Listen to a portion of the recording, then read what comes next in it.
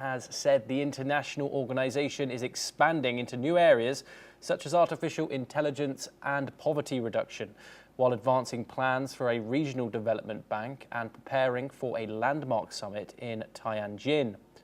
He highlighted the organization's evolution, which now includes cooperation in healthcare, education, trade, and economic investment. A key development is the potential creation of an SCO development bank aimed at supporting small and medium enterprises in member states.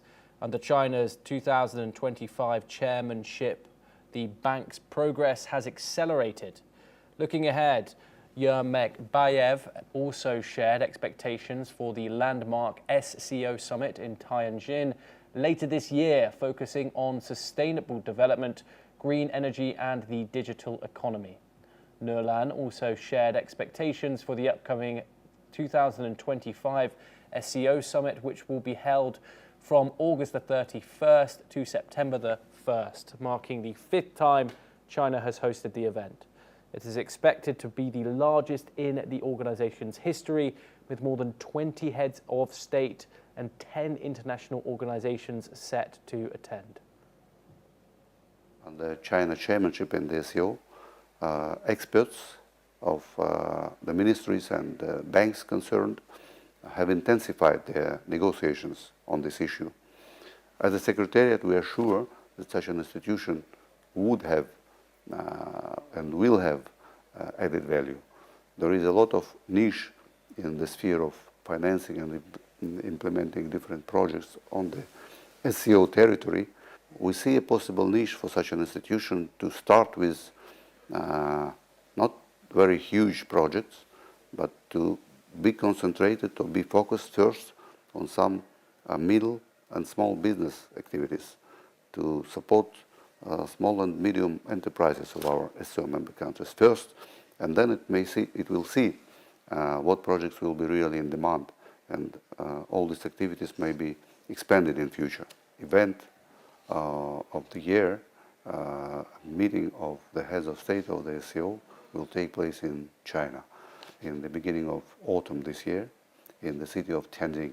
This year is the year of sustainable development. It is the theme of the year proposed by Chinese chairmanship, and sustainable development will be paid much attention, including ecology, climate change, social economic development, which in turn includes green energy, transportation, connectivity, facilitating of trade and investment, and digital economy. We're now joined by Andrew K.P. Liang, who's a China strategist, and he joins us live from London. Andrew, thank you very much for joining us. Andrew, for those who don't know, the significance behind the SCO summit. Well, this is particularly significant in the sense that the SCO has expanded to represent the most important states in the Global South. Don't forget the original SCO is the Central Asian country together with Russia and China.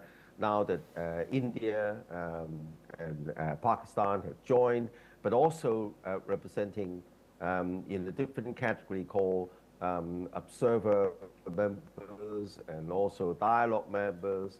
They include countries like Saudi Arabia and of course Iran and countries in the Middle Corridor, for example, linking Central Asia to through Turkey to the rest of Europe, including countries like Azerbaijan and Armenia, but also Asian countries like Cambodia, Sri Lanka, and Nepal, and of course including main players in Central Asia and Eurasia, like Turkey and Egypt. So this is a very representative organization of the Global South at the time when the world order has been totally upended, but the value-based system is being trampled upon with huge human rights violations over Gaza.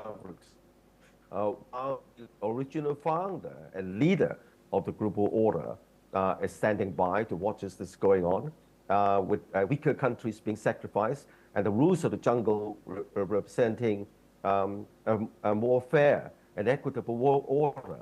So it's high time for the Global South to stand together, not to form a solid bloc, because there are rivalries and also competition between certain members of the SCO, like India and China and others, but to form a kind of closer partnership to address all the hot button issues you have highlighted in your introduction, like climate change, terrorism, trade, investment.